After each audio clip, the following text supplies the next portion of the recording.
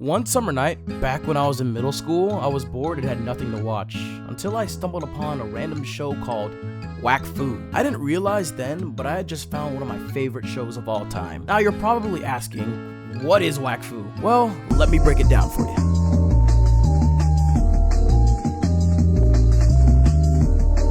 Wakfu is a French animated cartoon that was created in 2008 by Anthony Roux.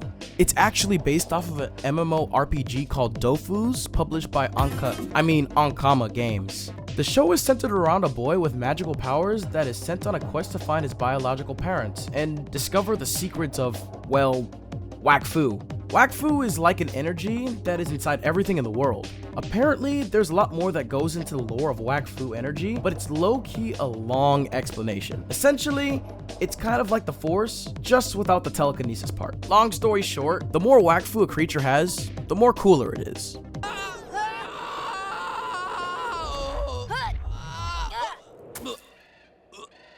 Wakfu at the beginning is one of those shows that introduce the characters in almost every single episode. So, kinda like Pokemon. When it comes to the main cast though, it does come with some strong and memorable characters. Yugo's our main guy that the show is centered around, and he's what you would call an heliotrope, which is like a person who can create portals and can have dragon siblings if they're important enough.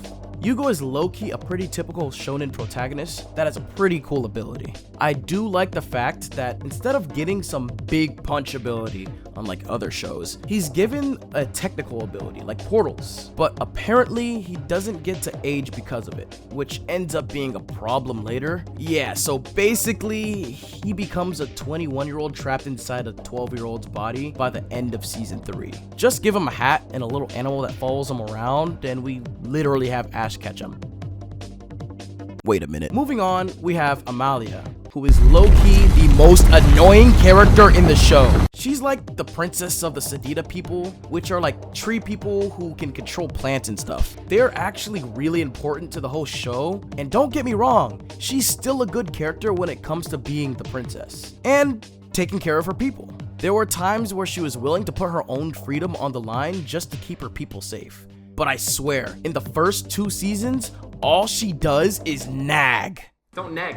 No one likes a nagger. Dude, that sounds... Like, if she isn't complaining about her fellow teammates, she's complaining about how a piece of dirt got on her shoe or some shit. You literally left your home to go on some grand adventure, and not even 2 seconds in, she can't shut the fuck up. Now, don't get me wrong, she's still a fine character who is essential to the plot. Plus, I think her design is cool artistically too. But me personally, I don't like her. But if you do like her, I won't judge out loud. Moving on, we have Evangeline, or just Ava. Ava is a Craw, which is basically an elf. She's the bodyguard of Amalia and also her best friend. Unfortunate. She's the archer of the group who is skilled at combat. From what I know, she doesn't have any powers unless you count her magical arrows or her godlike aim. She also has a romantic relationship with someone in the group who I'll get to in a second. Personally, I think Ava is a good character, though there are times where she is playing the damsel in distress archetype, which is not my favorite archetype, but it's fine because she's like a no-nonsense woman who can still handle a fight on her own. She does kind of get a nerf later on in the show, but she can still kick ass. And like I mentioned earlier, she and another character also have a little romantic side plot that low-key is pretty good, and I also like her name. It's pretty cool. Evangeline. Evangeline. Evangeline. Now, moving on, we have the man. The Eop. The GOAT himself. Sir Personal Dalius of Sadly Grove. Now, if you couldn't tell, this is my favorite character in the entire show. Like, if there was a show focused on my boy Dali, I would watch it. Dalius, or Tristan for my French friends, is the deuteragonist of the show. Bro is one of those characters who fights first and thinks later. Hide this man from the Marines because they will take him in a heartbeat. Dali is an Eop, which is a race of people who just live for fighting. And, like, that is no joke. These guys live for the fight. Think of Saiyans from Dragon Ball. Like, their rivals are literal demons called Shushu.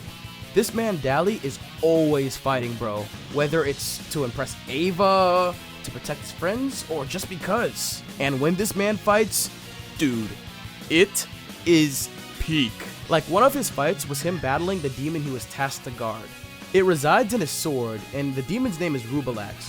Oh yeah, did I forget to mention that his whole race literally takes these demons and traps them into weapons to fight the demons. It's freaking insane. When bro realized that hitting him wasn't gonna work, he basically just went, I guess I'll just hit him harder.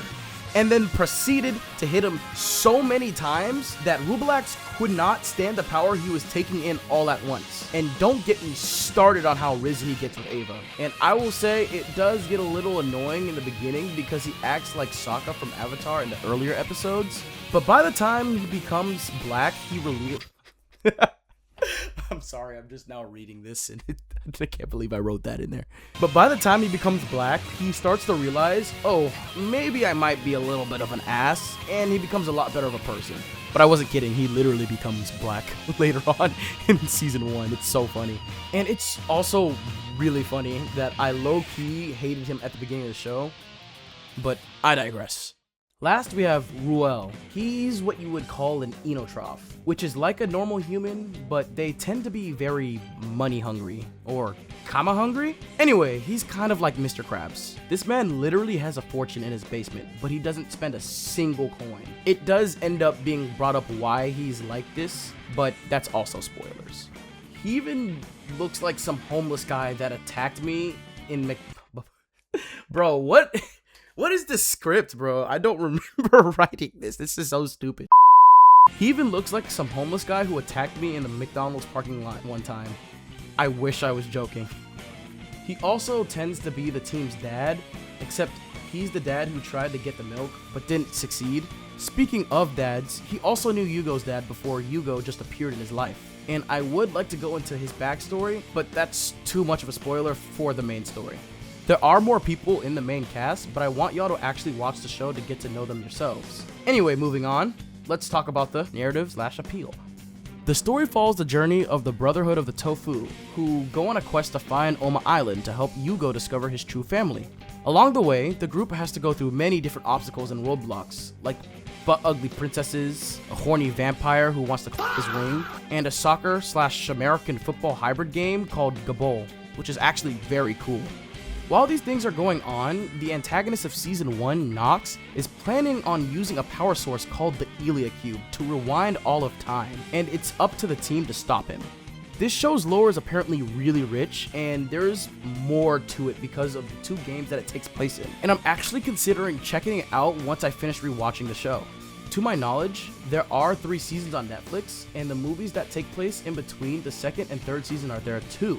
The 4th season of the show is actually on the Ankama YouTube channel for free, and apparently there is a Kickstarter for the 5th season that's going on right now, so I definitely recommend checking it out if you are interested. Now, the show is in French, but there is a dub for those who want to listen in English, but I will let you know right now that the dub for the first 2 seasons could have definitely been done a little better. Like, no shame on the voice actors and more on the audio mixing. There were plenty of times where the voices were louder than literal explosions, and let's just say Nox's evil laugh wasn't really that menacing. Dragon again.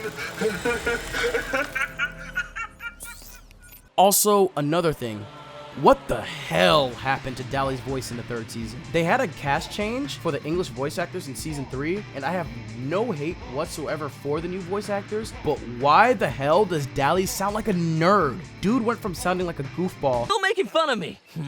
You're mean. You know full well I'm less intelligent, powerful, and handsome when I'm ravenous. When you're ravenous, not when you're ravenish. It's impossible. You're doing it on purpose. This sounding like his name is Todd. This form he's taken, it's one of his avatars. The IOP explaining something to us? Now I've seen it all. Ow! I wish I had discovered this show earlier because I was missing out on peak. The story, the characters, the world is just so cool. Now, I am a sucker for fantasy and shonen anime, and this show hits both spots for me because when this show gets good, it gets good. I'm a pretty big fan of the art style. As much of an anime fan I am, I always appreciate shows in or outside the genre that go for a unique animation and art style. When it comes to the characters and places, it just has this dynamic but cartoonish artistic style. You can just tell that it has anime inspiration, but still has its own spin to it, differentiating itself from classic anime styles. Animation-wise, the earlier seasons you could definitely tell that it was flash animated, but even so, it has some of the most impressive flash animation I've ever seen. I was very impressed. Anyway, hopefully I was able to convince you to watch the show. I think that it's very underrated and deserves a lot more love. Like, the animation is nice, the art style is cool, and the fights are really good. I'll leave a link for the Kickstarter in the description below. I'd like to thank you all for watching, and I know it's been a while since I've uploaded, but low-key, I kind of went to Japan and got a third job. I'd also like to say thank you so much. You guys killed it with the Gwen Saga video. Like, I genuinely was tweaking when I saw how many views I got when I finally landed in Japan. I will definitely be making more videos on the show because the Gwen Saga fanbase has shown me so much love for the video. It was the most engagement I have ever had in any of my videos, and it warms my heart to know that you guys enjoyed me geeking over a show I really enjoy. And hopefully you guys also enjoyed me geeking out over Wakfu. With that taken care of, be sure to like, subscribe, and comment down below on what you think about Wakfu. And hopefully, I'll see you guys in the next video.